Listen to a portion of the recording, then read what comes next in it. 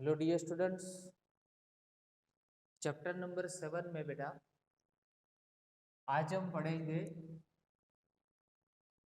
AC voltage applied to a capacitor. कौन सा topic है? AC voltage applied to capacitor.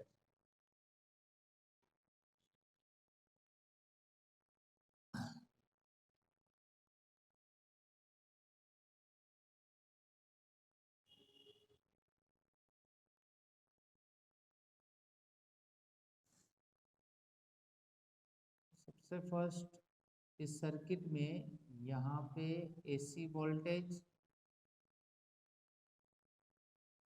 और कैपेसिटर जो अपना पैसिव कंपोनेंट है, पैसिव कंपोनेंट यहाँ पे ड्रॉ करते हैं कैपेसिटर सी एंड ईएमएफ। जब आप यहाँ पे एसी वोल्टेज अप्लाई करोगे तब इसमें से करंट पास होगा और वो करंट थ्रू यहाँ पे ये जो कैपेसिटर है वो चार्ज होगा। तो कैपेसिटर की चार्जिंग और डिस्चार्जिंग प्रोसेस अब जैसे यहाँ से करंट पास करोगे तो उस टाइप से होगी, ठीक है। सो capacitor gets the AC voltage and charge.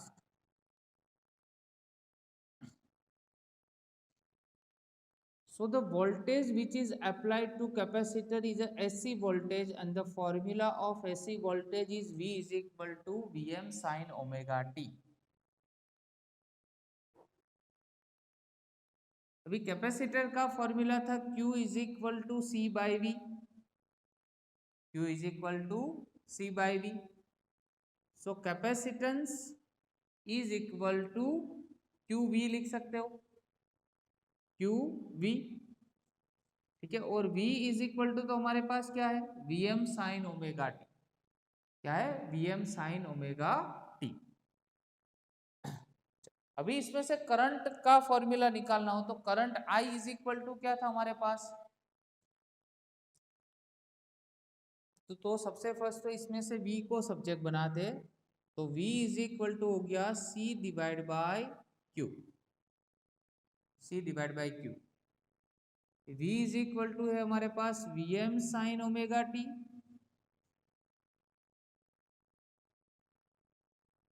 यहाँ पे थोड़ी मिस्टेक हो रही है। मेन फॉर्मूला बेटा कैपेसिटेंस का है Q is equal to C V, so that C is equal to क्या होगा?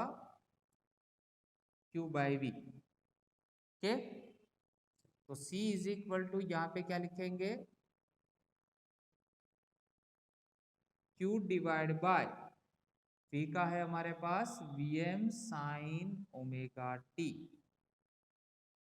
Q को सब्जेक्ट बनाते तो Vm इंटू सी साइन ओमेगा टी होगा। नंबर फर्स्ट देते, जो करंट फ्लो हो रहा है इस सर्किट में, जो करंट फ्लो हो रहा है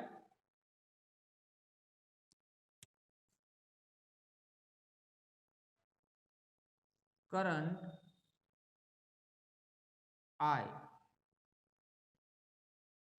passing through this circuit,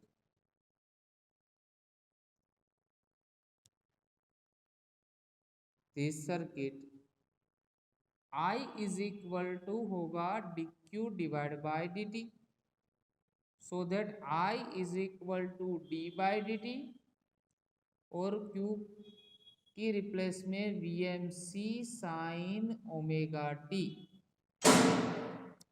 सो आपको t के रिस्पेक्ट में इस टर्म का क्या करना है? डिफरेंशिएशन करना है। और डिफरेंशिएशन का जो फॉर्मूला है हम यहाँ पे लिख रहे, I इज इक्वल टू, फिर से एक बार लिखते हैं, I is equal to D by D T.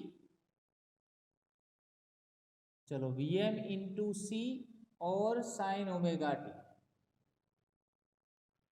यहाँ पे वेरिएबल कौन सा है, तो टाइम वेरिएबल है, टी वेरिएबल है, so that sine omega T का ही डिफरेंशिएशन होगा और बाकी जितने सारे टर्म्स है वो बाहर निकल जाएंगे।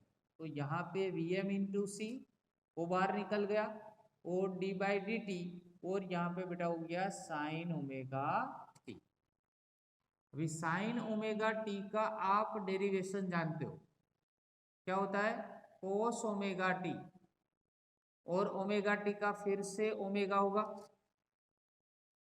तो ओवरऑल क्या आंसर आया हमारे पास, तो वी एम ओमेगा को यहाँ पे आगे ले लेते हैं, तो ये हो गया कोस ओमेगा टी। चलो इस टर्म को हम ऐसे लिख सकते हैं, वी एम और 1 divide by omega C into cos omega T.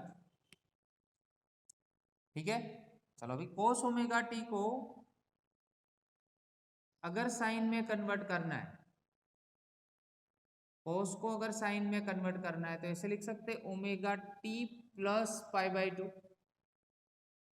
क्योंकि pi by two plus theta होगा तो सेकंड क्वाड्रेंट होगा, और सेकंड क्वाड्रेंट में साइन फंक्शन क्या होता है, पॉजिटिव होता है, इसलिए हम omega T plus pi by two लिखे तो कोस ओमेगा टी ही रहेगा। ठीक है, तो ऐसा ही हमारे पास एक फॉर्मूला था,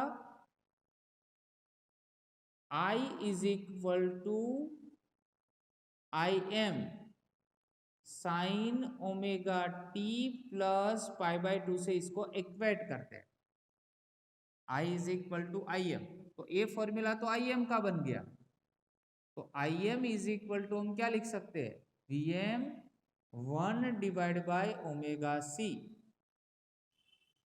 तो Ohm's law, as per Ohm's law I is equal to तो वी बाय आर होता है।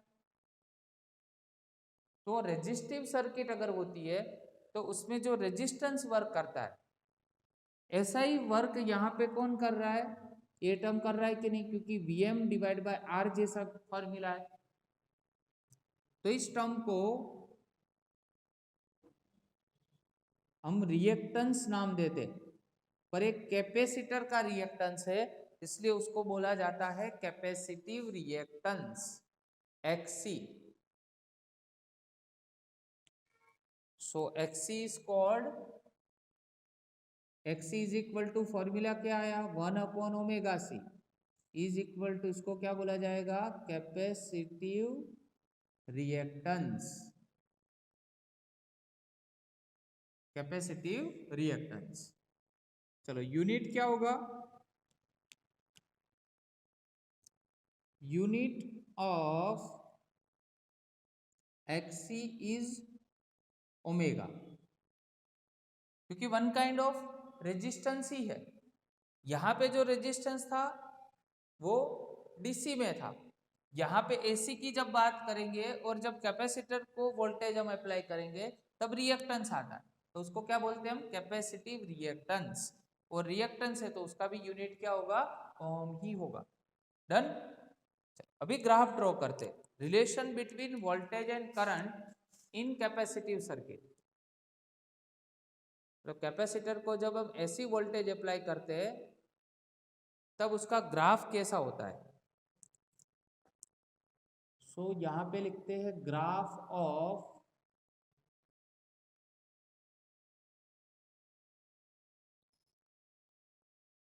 V एंड I और V का ग्राफ। वैसे तो बहुत ही क्लियर है कि यहाँ पे ये जो करंट है वो वोल्टेज से पाई बाई टू जितना आगे है, क्योंकि यहाँ पे ओमेगा टी प्लस पाई है और यहाँ पे वोल्टेज का तो सिंपल फॉर्मूला क्या था, V M sine omega T. तो यहाँ पे पहले तो दोनों का इक्वेशन लिख देते, v is equal to source होगा साइन ओमेगा टी और I का फॉर्मूला क्या डिराइव किया हमने, I M sine omega T plus pi by two. चलो इसका मीनिंग क्या हुआ, current I leads voltage by pi by 2। Current I जो है वो वोल्टेज को लीड करता है कितने एंगल से, पाई बाय 2 एंगल से, क्योंकि यहाँ पे प्लस है। तो याद रखो इंडक्टिव अगर सर्किट है, ठीक है, ऐसी वोल्टेज अगर इंडक्टर को हम अप्लाई करते तो लेग होता है, और कैपेसिटिव सर्किट है तो लीडिंग होगा। तो उसका फेजर डायग्राम ड्रॉ करेंगे। तो जैसे हमने आगे भी बताया था कि यहाँ पे आपको ओमेगा टी ड्रॉ करना है। चलो वोल्टेज के लिए तो ग्राफ साइनोसॉइडल वेव है। चलो ये साइन वेव हो गया, ये प्लस और ये माइनस, ठीक है। वोल्टेज तो सेम रहेगा। अभी करंट लीड कर रहा है कितने एंगल से, पाई बाय 2। तो आप जानते हो यहाँ पे होता है 0, ये बेटा है पाई बाय 2, ये हो गया पाई, यहाँ पे कितना होता है 3 पाई बाय 2 एंड 2 पाई।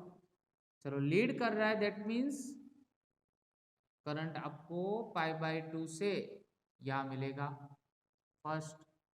उसके बाद यहाँ से बेटा लीड करेगा, करंट यहाँ से निकलेगा और ऐसे आगे जाए, और इस ग्राफ को भी आगे ऐसे आप बता सकते।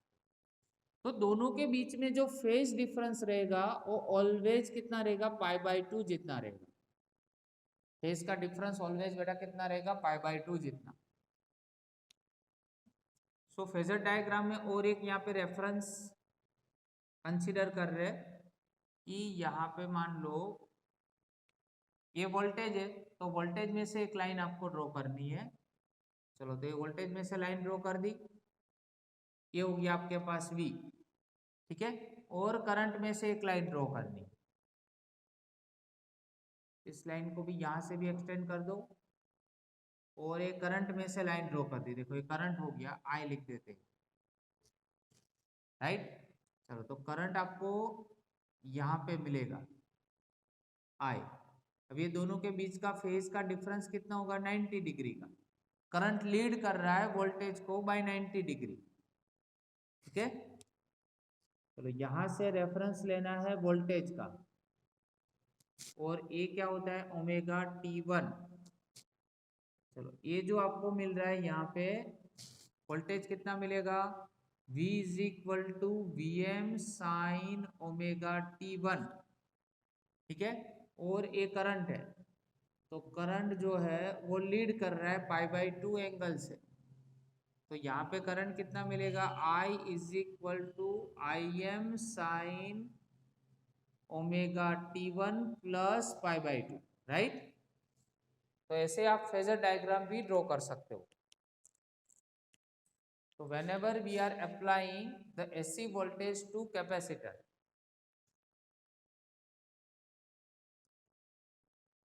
सो आपको करंट की वैल्यू मिलेगी वो वोल्टेज से पाई बाय 2 इतना टाइम्स ग्रेटर मिलेगी, उससे लीड होगा current leading the voltage by pi by 2 and it's phasor diagram. Okay, thank you very much.